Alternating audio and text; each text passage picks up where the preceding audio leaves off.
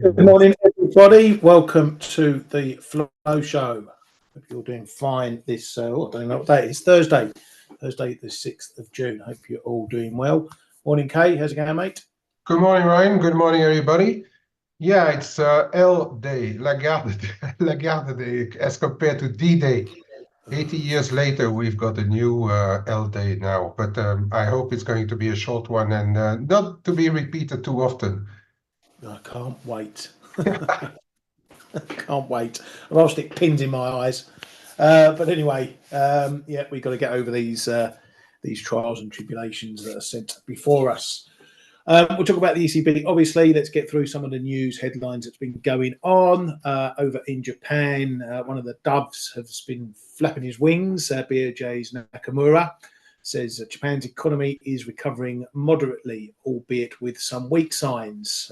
His view is that inflation may not reach 2% from fiscal 2025 onward if consumption weakens. It will focus on whether inflation-adjusted consumption turns positive when deciding monetary or the future of monetary policy. Then commented on the currency, saying the weekend is becoming a big issue. Then speaking about monetary policy and FX implications, says we cannot directly control FX moves with monetary policy, and we shouldn't resort easily to monetary policy in addressing yen falls. It says raising rates at next week's policy meeting would be too early, but, and this might be a little bit of a hint, says it's hard to say whether it would be premature to taper bond buying at next week's meeting. Kay, is that a little bit cryptic, that line? Wow. You know, he's the Uber dove, but at the other, on the other side, they are Japanese as well, right? So they can't go too much against the main man in the house. And we've heard from Ueda that I think the bond adjustment, when is it? Next week, the week after, yen. Next week, on the 14th. I think the bond buying thing is sort of done, but you know, Nakamura was the dissenter last time as well when they hiked rates. So he's the we can qualify him as the Uber dove in the house. So yeah, I don't think one vote is going to change anything if they decide to change the bond buying program. So that's about what there is to say about Nakamura. But then Ueda spoke as well today, and he wasn't talking about much more than the bond buying adjustment either, right? No, that's right. And that makes me think that I need to screw back on my risk scenario that I put forward, or I was thinking about, saying that they may actually do something this month. Whether it's not a panic move, but they may do something if the yen continues to permanently or continuous showing continuous weakness. So, but listening to what Ueda said, I'm not sure it's on the cards, you know. Yeah, I mean, Ueda came out with his usual load of waffle, pretty much. There wasn't anything too much from him. But an interesting comment there from Nakamura about using monetary policy to control FX. And it isn't really a policy that it moves FX by mechanics rather than by design. So yeah, you know, if they're going to try messing around with monetary policy just for FX moves, then it's not going to work. It's going to end up with egg on their face. So yeah, I'm loath to believe that they would move monetary policy just on FX. As I say, just don't think it's a tool that it's not a tool for it, long and short. It is not, but you never know what they discuss between the government and the Ministry of Finance and the Bank of Japan. You never know. I mean, it's Japan. It's not. They don't have the same understanding of in CB independence than the rest of the world, right? Yeah, I mean the only real way that monetary policy would affect FX is to obviously narrow the carry trade for everyone. But then, unless they're taking rates to 5% or something, they're not going to do anything. That's still not going to help. So, yeah. But I And you want, brought up just something very interesting there. The carry trade, if they start to hike rates and intervene massively, they are going to kill Mrs. Watanabe and her son, yeah, so started to trade, and the nephews who also started to trade over the pandemic. So yeah, I mean it's a very, very good point there. Yeah. and I was just going to talk off the cuff. If they did raise rates with an FX view, do you think that would be accompanied by intervention as well, and sort of hit it with a double mallet? That would be the strongest signal ever. Yeah, Well, actually, no, we have seen it the other way in former years. When there were cutting rates and then going to intervene to sell yen. But that's always, in a way, materially for one more easy because you just print your own currency, right? But also psychologically, it's more easy to go and sit on in those days at least because the yen was getting too strong. But then it didn't prevent from strengthening more until Abe came into the framework, right? So yeah, that it would be an extremely strong signal. It would make the speculators think twice for sure. But then you need to accompany to that with a framework where you lastingly turn the ship around, which is very hard to do. Very hard to do right now, unless again, and then that brings us back to what we've been saying so often, is that unless the rest of the world falls apart around it, and then if you get bad numbers elsewhere, and then you hit the market twice, or then you're going to turn the ship around. yeah. There's just one thing to do for the Bank of Japan and the MOF, Ryan, is to hire SMB's Jordan once he gives up.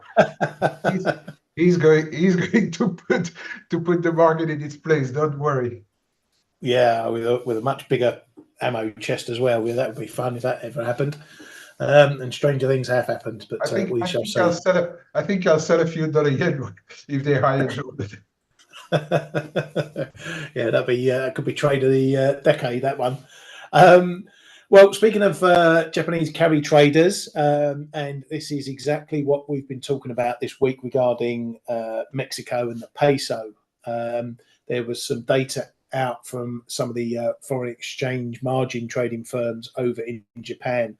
And that said that the ratio of trader positions that are long on the Mexico peso against the yen stood at 96% as of the 4th of June, and it was down only 1 percentage point from the previous week.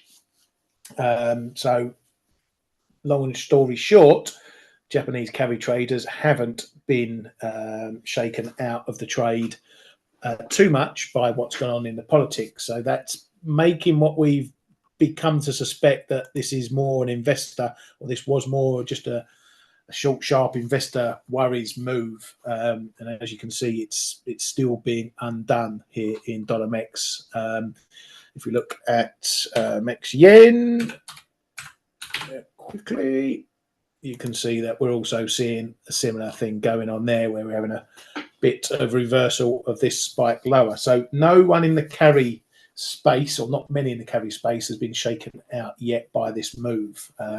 Depends what happens after, of course. I'm taking a small long against this broken 1740 zone just to see if technically the break is going to hold, and more so if though that uncertainty around the election is going to continue for a bit longer. If we get a quick move under this level, then it's likely we're seeing yet another just event spike, and it's back to normal for that one. But yeah, carry traders aren't being shaken so far by that. Is that any sort of surprise, do you think, Kay? Well, I mean, we've been talking about it. I think the short-term ones have had their scare, but perhaps they Yeah, went out of it and then back into it. If you look at the pandemic move in Mexian, and we have to be clear. I mean, people were not buying Mexian in March 2020. Okay, they've entered this play later for sure, yeah, and I think they rather entered it. If you go back onto the MEX yen for a minute, Ryan, on the daily. Yeah, and so if you look at it, put just the fib on from the low to the high, and then I'll tell you, I think the real carry trade in the MEX yen, for instance, started in 2021, around anywhere between May and December 2021. So the first bounce, then we stopped a little while, and then we started to go up again, and then especially in 2022, the thing accelerated. Okay. If you look at this whole thing, and assuming that they entered even only in 2022, sorry, we only went tip top back to the 23.6%, even on the second leg from 2022. Okay, so if you are a carry trader and you look at this pure from a technical perspective, you normally will not let your position go if you're a long termer before at least a 23.6 or even 38.2, right? Because those are still considered as somewhere healthy also corrections. So I think it is right. The long-term carry traders have not been shaken out, and they may actually be pleasantly surprised by the bounce that we saw since. Yeah, very much so. And this whole thing has been a bit of a lesson for people. Don't get sucked into the short term volatility. Plot your levels. If things are going to break, it's these sort of levels that are going to break.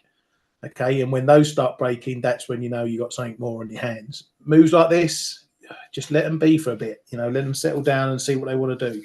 They might continue, but at a more gradual pace, and that will indicate something has changed. But until then, don't. It's easy to get sucked in. Oh yeah, quick jump in, buy Mexican peso at 18.10, 18.15 on the rally because it's going to 19, and then all of a sudden you're 600-700 pips offside or more, depending on your decimal places in your trade. So yeah, a little bit of a lesson there as well. Right, sticking with Japan. Japan are going to raise their cap on state backing for copper mine stakes to 75%, according to the Nikkei. Why is this important news? Well, you may remember that they've opened up some big plants over there for chip making, TSMC being one of them. Obviously, copper is a big feature of that as well. So they're looking to increase their share in that sector. They've got a lot of investment in South Africa and Australia for copper. They also want to protect supplies. Everyone's seen that the copper rally that we've had, and stories about supply issues, shortages and whatnot. So Japan are making a move there, but it works both ways. It also fulfills the investment part of things with those plants. Kay, just quickly, we had a 30-year auction which had a very strong take-up, bid to cover 3.59 versus 3.24 previously, and a decent jump in the yield as well. Should we be watching these auctions a bit closer now?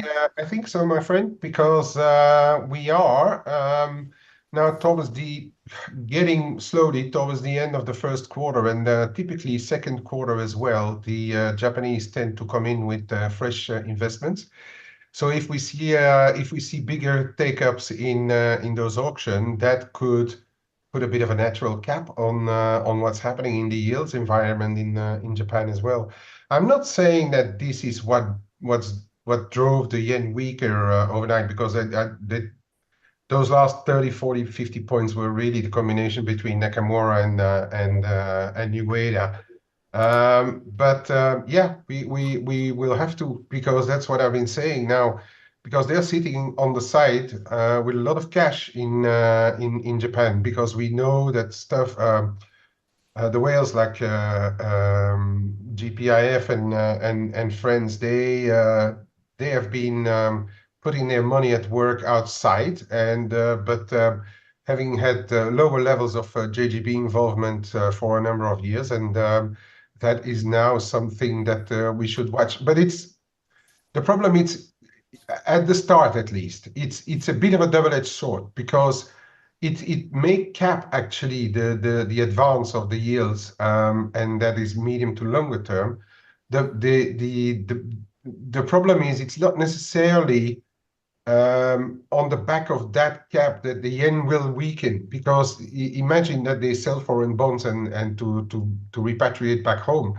That's going to have a bit of a negative effect on the currencies elsewhere, and a positive effect on the yen, because it kind of translates as repatriating funds. So for me at least, and I know from the past, it's a bit of a tough trade, that one, because unless we know exactly how much is going like hedged and unhedged, it's very hard to know whether this is going to be positive or negative yen in the immediate event of the thing. We will know how it pans out if those guys continue to buy those bonds in Japan, and we see when those auctions come out, we see a reaction in the foreign bond market. So I mean, it's a bit of a complicated watch, and we as retailers, we are outside of that area where we can really judge exactly what's going on, you know. Yeah, yeah, cool. So yeah, something we're going to keep an eye on, no doubt, for the foreseeable future, particularly in the view of rate hikes coming. Ali, yes, we will obviously get to the BOC shortly. Gavin's still on the fish and chip quips over there, because it's fish and chip day today. But obviously, more importantly, we're celebrating the Normandy landings and whatnot. So we all should take a moment of reflection over that. Anyway, over to the ECB, and we had a piece out from Econostream yesterday. Insiders see the likelihood of a July cut as low, but they don't expect it to be excluded. I don't think there's many that see a high chance of a quick follow-up cut in July, but that's really going to be what we're going to be trading potentially when we get the ECB meeting, but we'll talk about that in more detail shortly. Bit of data out this morning from around the grounds. Industrial production data. Well, start with Germany. Germany factory orders there coming in a little bit crappy.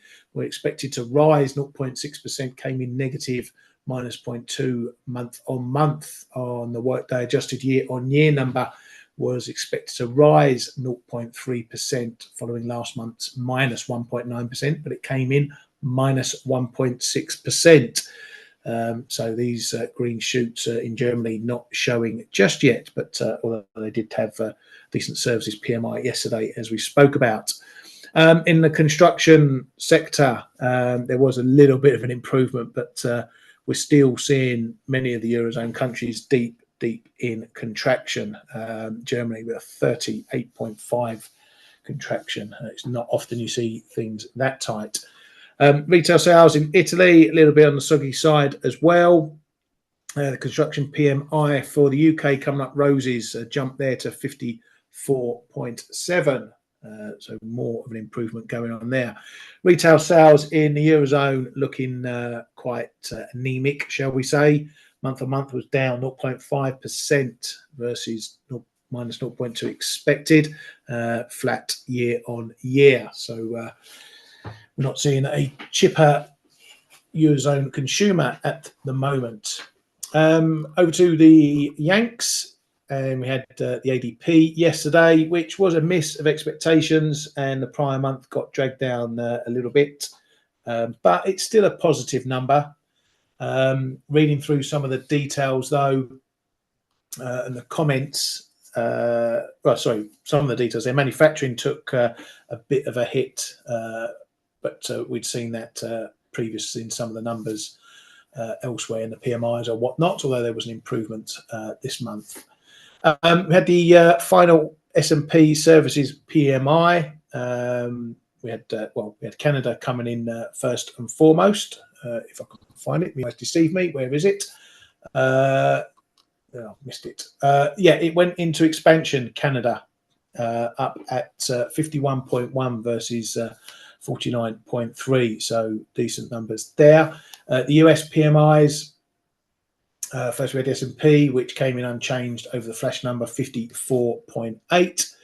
So that was all fine. Then we got the ISM, which beat expectations. We were in contraction last month, was expected to move into expansion, 51.1. It came in a whopping 54.8. So that was a very good, where are we going? 54.8. Oh, 53.8. Sorry, I can't even read my own writing. 53.8 on there. New orders, decent rise as well. Employment picked up as expected, but still remains in negative territory. Business activity picking up as well. The all-important prices paid number came down a little bit, but still running at a stronger number. Now, within that, there was also a big jump in export orders. That went from contraction at 47.9 to expansion at 61.8. Although imports went the other way, they went into contraction from expansion, but that's still good, having decent exports there. In the comments, they were a little bit bearish. The manufacturing comments were very mixed. These ones are a little bit bearish. No overly real negative stuff, but maybe just a few more little yellow flags being waved about that one.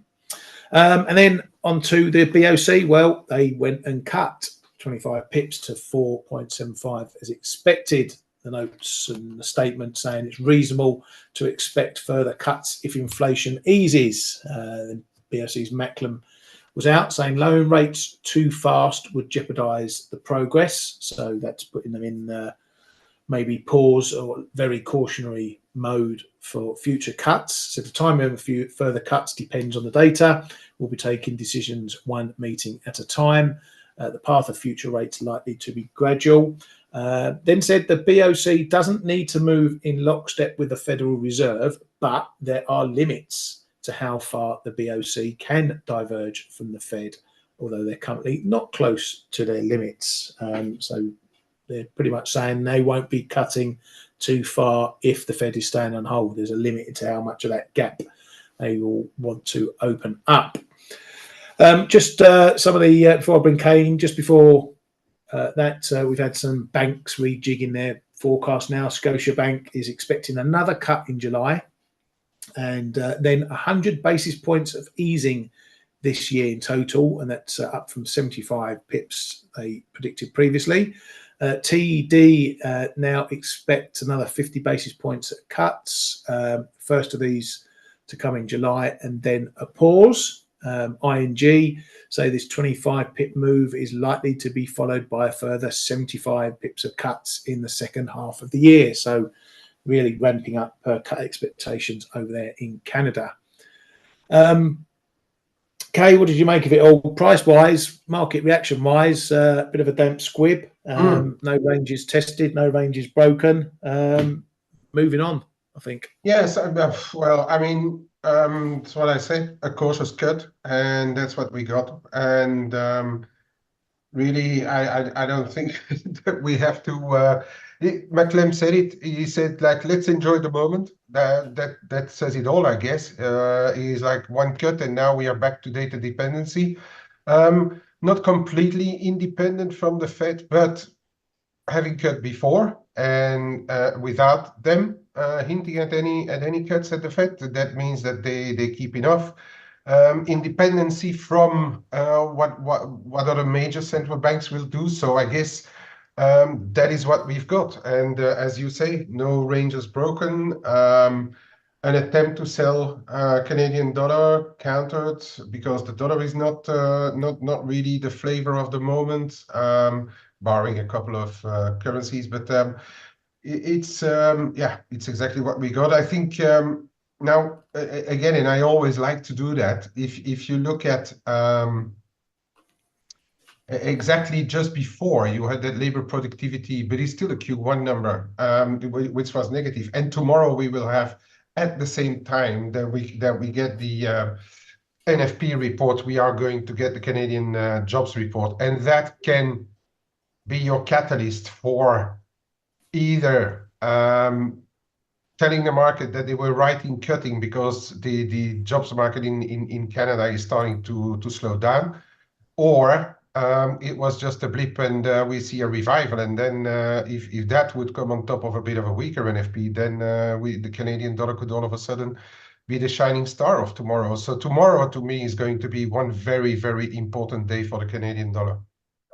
Yeah, and it's funny because talking about the expectations, so I'm expecting 3, 4 cuts, 2, 3, 4 cuts. We've only got 4 meetings left. So for them to cut every meeting, that's a real cutting phase. That's not a slowly and cautious move.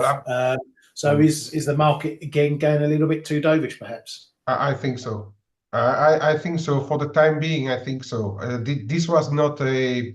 Well, McClem would have perhaps liked it, but then Rogers is always there to tell him to hold back his horses a little bit. So yeah, I don't...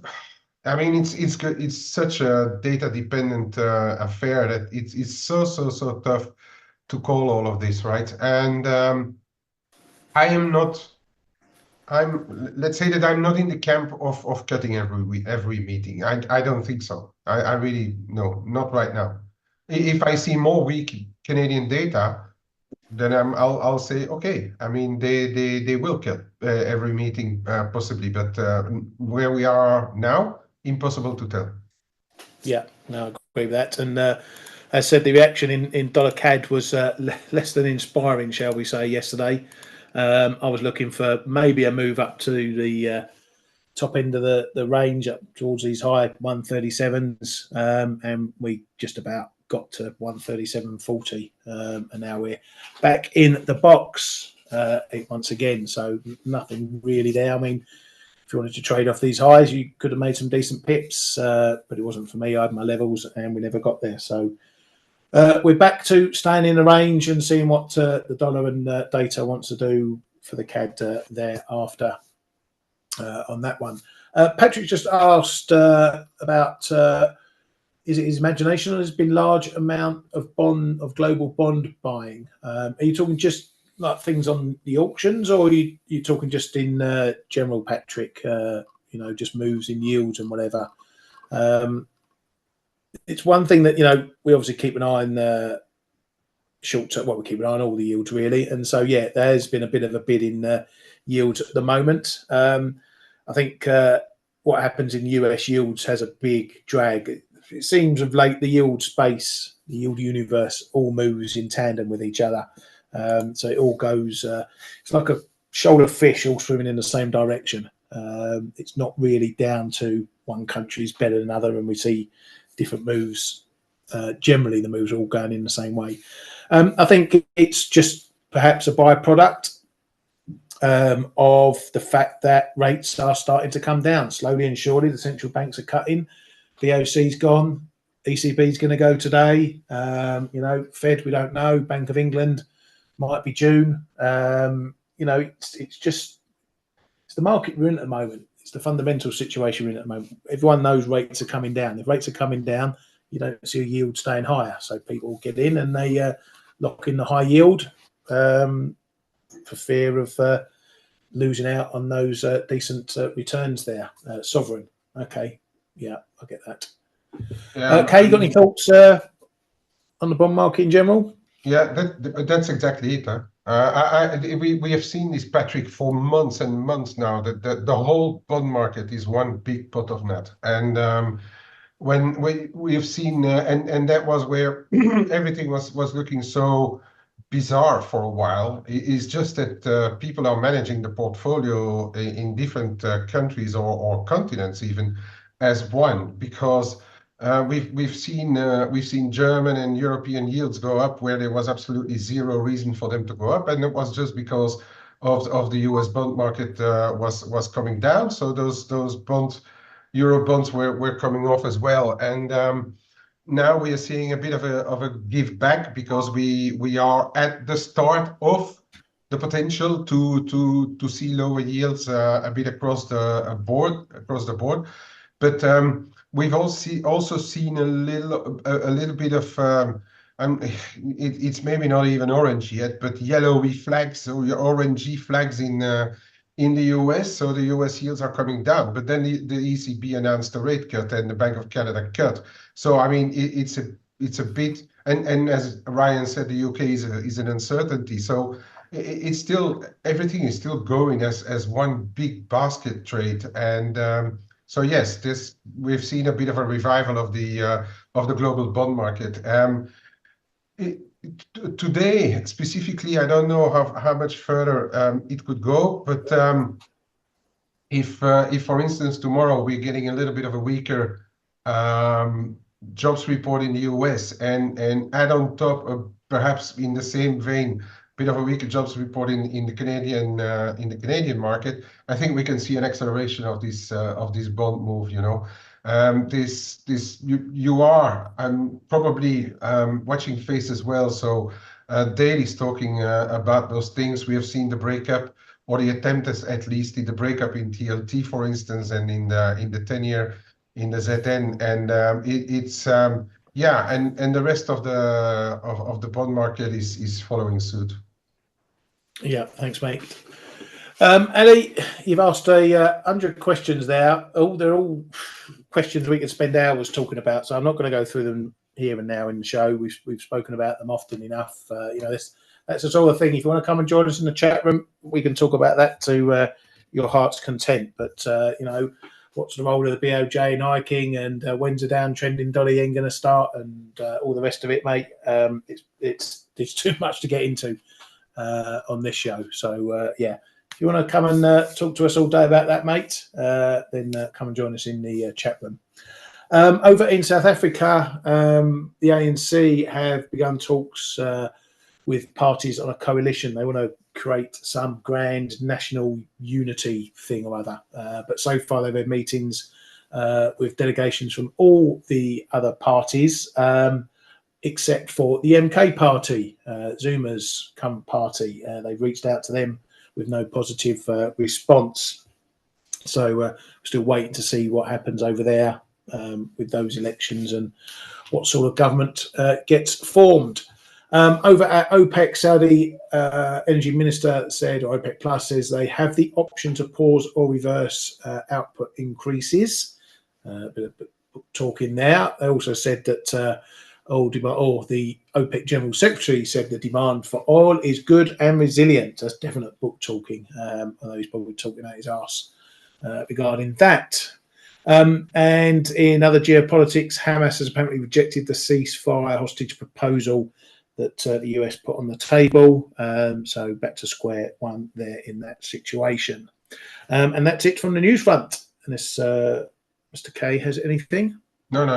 Moving on. Moving on. Cool, good stuff. Oh, hang on. Breaking everything at the moment. Right, so what do we want to have a look at? ECB. Let's have a look at the ECB. Now, if you thought you're getting a little move in the Canadian dollar over the BOC cutting rates, I don't hold out much hope for euro dollar today. Overall, I think the path of least resistance is higher for euro and euro pairs. How far? That's anyone's guess. We do have a lot of options expiring today, particularly around the 109 big figure, over 5 billion expiring up there. That won't be until 20, 30 minutes after Lagarde's finished waffling. So, you know, depends where we are when that comes into play, but that's certainly keeping prices well contained at the moment. We're not trading what happens today. Okay, there may be a little confirmation move on the algos seeing the word cut and reacting, but what they do today isn't important. What they signal for the future is: are we going to get a quick cut in July? Are we going to get a cautious cut and they're on wait and see mode like the Bank of Canada? If it's that sort of thing, I don't expect much volatility in the euro. However, what I would say is, as we've been in a bit of a short-term bullish trend, we could just be hanging around to get over any risk humps from the ECB. And after that, maybe we continue moving higher. That's just one train of thought I've got. Also, over the ECB, if there is some big news and you don't see the euro moving, don't take it as a sign that it's not going to bust a move afterwards. What happens many times during central bank meetings, particularly ECB, is that you get some news, you get a move, then we pause because the market wants to see, is there going to be another line that adds to that, or a line that takes something away from that move from the guard?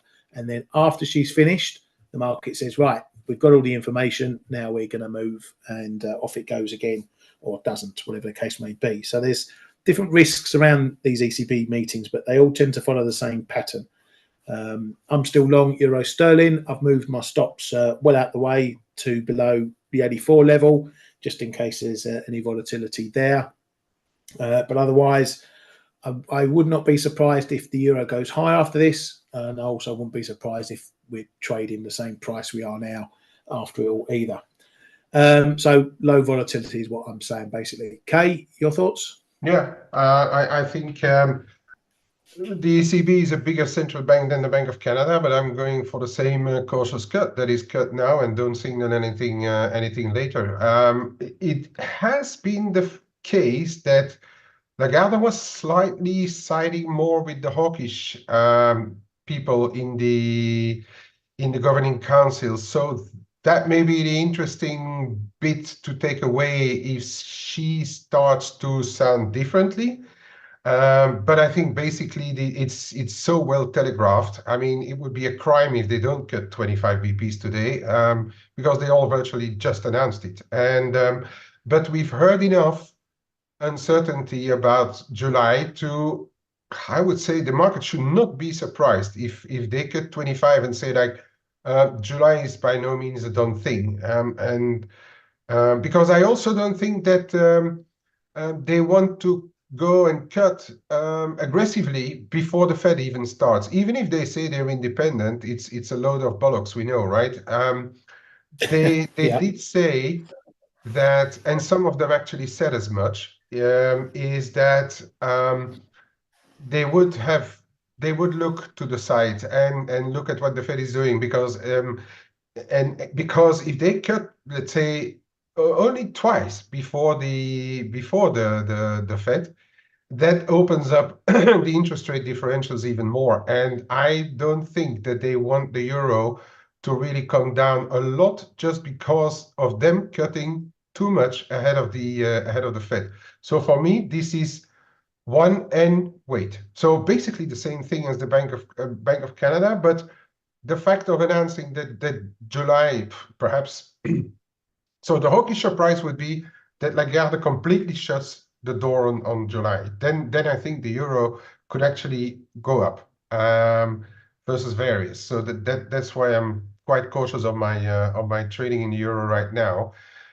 If she is just cautious, a bit style stiffers, then I think we are. Then you go back and you sell vol and whatever. The euro isn't really going to move, because that is the base scenario. If she said in turn that July is still a possibility, that means going away from her signing with the hawks of late, then I think euro could actually get a little bit of a knock on the head. So that are the sensibilities that I'll be looking at. But look at the option volatility and look at the option expiries. Are we going to get more than a 30-50 point move? I really don't know, and from where I'm sitting, I really doubt it. Yeah, very much so. So, and you know, Gavin says, yeah, we watched the how we finished the week. You know, that's something I always look at. But we don't even have to wait for the week. You know, we whatever happens today, we run into big data tomorrow in the US. So you know, we could bust 109 today in euro dollar, and everyone thinks, yeah, here we go, 110, and then we get an absolute bonanza of an NFP report, and we're back at sub 109 again. So again, you can't get into a trade and think you can sit on it for long. If you get in a trade, if you get some pips out of it, bank some, take some off the table, maybe leave a little bit on just for interest, but be mindful of the next risk event around the corner, because they're coming thick and fast at the moment, and you know, they can flip flop these markets before you can blink an eye. So that's the ECB done and dusted. We can move on from that. Thankfully, don't want to talk about those clowns for too much. So yeah, as I said, euro dollar, we know the levels. I've got levels up 109, 35, 40. If we do break above 109, 0010, down below, we know where the support is, starts around 30 and then into the 108 big figure. So if you don't want to do anything else in the middle, set yourselves at the range edges and see what happens. Dollar yen, that's doing its usual over the shop business. You're trying to get short a bit, I think, Ali. Not for me at the moment. I'm still neutral on this one in terms of I don't want to trade it. There's too much going on. It's not a clear currency. If we don't have a 80 pip round trip overnight between Asia and Europe, then something's happening. But for now, I've got no real directional basis on this one still at all. Oh, you traded it yesterday. Okay, nice one, mate. Got to be nimble in this one. I think if you're short and you get that move, a little spike down, as you can see, it comes right back again really quickly. As I was pointing out yesterday, from all these moves, comes back quickly. So make sure you get your money off the table. Aussie Kiwi is another one I'm dabbling in. I'm still short on this one. Managed to get a bit away in this move down towards these lows here. Still looking pretty weak. Just deciding what it wants to do around this 61.8 fib. Tried holding below, then it's now trying to hold above. So this one's a bit on the fence at the moment. I'd like a move down to that 107.20s to take a bit more off, but for now the trend is looking okay still, but it needs to make further progress on that one. I'll look at stocks quickly, then bang it over to Kay for a couple. Because we've had a decent move up. And Kay, I never understand it. We've made a new high, marginally softer data. Is this more a bit of a risk move rather than what's going on in the data? Yeah, I think so. Risk move. Interest rates a bit lower across the board. Still a bit of liquidity, enough liquidity in the market, not too much of a US Treasury offerings this week, so you can use your money to go elsewhere, and money at work. And if it doesn't go down, it goes up. So people, I'm not sure whether it's FOMO or not. Everybody's talking about FOMO. I think it's just still money at work, mate. And for as long as it works, it works. And I think there's a lot of models involved as well, because they just keep on buying the higher it goes. If it goes today, it will probably go up to 53.80 before. Oh no, sorry, that's the Nasdaq. The S&P, which is trading around 53.50s right now, is probably going to hit 53.80, which is the next extension level. And then we'll see how it works into the NFPs. And as Angela says as well, yeah, the NVIDIA effect is in there too. It's dragging everything in its wake. So VIX again at low levels. I mean, it's yeah, and it's across the globe as well. You look at the DAX. That thing is flying as well. So that is doing exactly following exactly the same thing. Although there we haven't hit any new historical highs. It's highs. It's still going as well. So money has to go to work, and money doesn't care whether you or me or anyone else thinks it's overdone. Those guys, they just have to continue to go, and voila, that's it. Yeah, very much so, mate. Well, you can do a bit of voila now, mate, and I'm going to bang it over to you. Yeah, okay. I'm just going to show this one because it's I've been showing this for a while. This gold, yeah. Everybody was thinking like, oh yeah, this is it. We are now on our way into the 22s. Well, I'm afraid to have to tell you that 23.15, 25 held, and now we are already back up to 23.60. So there's a bit of short-term one here. That comes in around 2053, 51, sorry. anywhere 51, 52. I thought it was 55, but it's 51. If that already holds 23.50 right now, then it's probably going to move a little bit higher. Now, I just wanted to show this because this zone is now really starting to show its importance. Yeah, it's been a traffic zone, and it's starting to show its importance even before we hit the 2300 zone, right? So I'd say, yeah, don't disrespect this. This is something that we need to keep an eye on right now.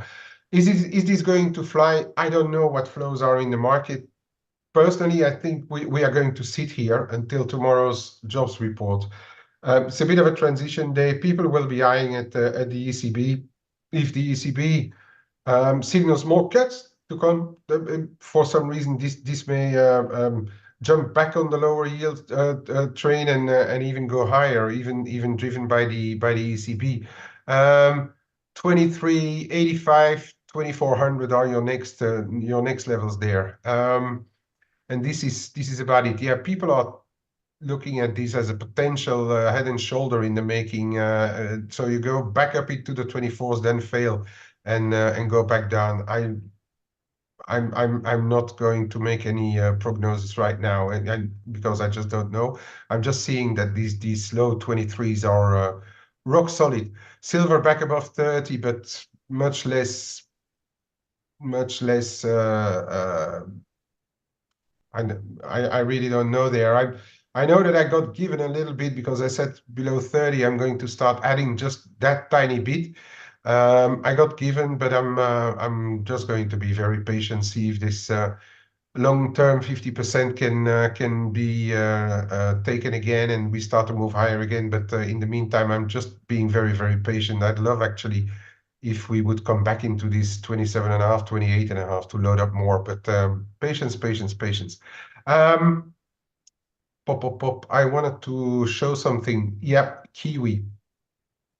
Okay, I've got like a tiny bit, really tiny, well, small bit running because we are wrestling with this 62 line in the Kiwi dollar. So get a weaker US report tomorrow. I think is going to be toast, and we are going to continue. In the meantime, for me, it is still the 61, 45, 55 zone that is going to be important. So if we start to get back below, that is going to be a signal of a rejection, and I don't think it's going to be good to be long again if this goes back. Call it 40, 45. Below there on the Kiwi. So that is one that I wanted to show today. Euro, you have already shown it. Euro crosses, not really doing that much. Euro Kiwi is that one that I was in, but I've just killed it because we had a little bit of a move below this triangle. But then Gav rightfully mentioned all those lows that we've seen here in the low 175s in on prior attempts. So perhaps we need to give a little bit more leeway to this triangle than just one blip below and then a bounce. So I'm flat for now. I'm going to wait for the ECB to give me a direction. But if risk continues to do well with an ECB cut, and then depending on what Lagarde says, it could be that we are finally on our way to 173s. I'm keeping a close eye on this one. And with that, over to you, Ryan. Thank you very much, mate. I think that's it for today. We'll call it a day. Try to stay awake over Lagarde. Don't forget to check her tan level. That will tell us probably more than words out of her mouth anyway. And then we all look forward to the floodgates opening on ECB speakers tomorrow. James in our room said there's 5 already lined up. I'll be at least 7 bid on that because they do like to come out like rats from a grain yard. So have a great day, everybody. Trade safe. Thanks for coming. Thanks, Kate. We'll see you all tomorrow. Hey traders, this is Blake Morrow with ForexAnalytix. Thanks for stopping by our YouTube channel. Don't forget to like these videos, share them, and subscribe to our channel so you don't miss any of the content that we provide here for free. Thanks for stopping by. I'll see you in the next video.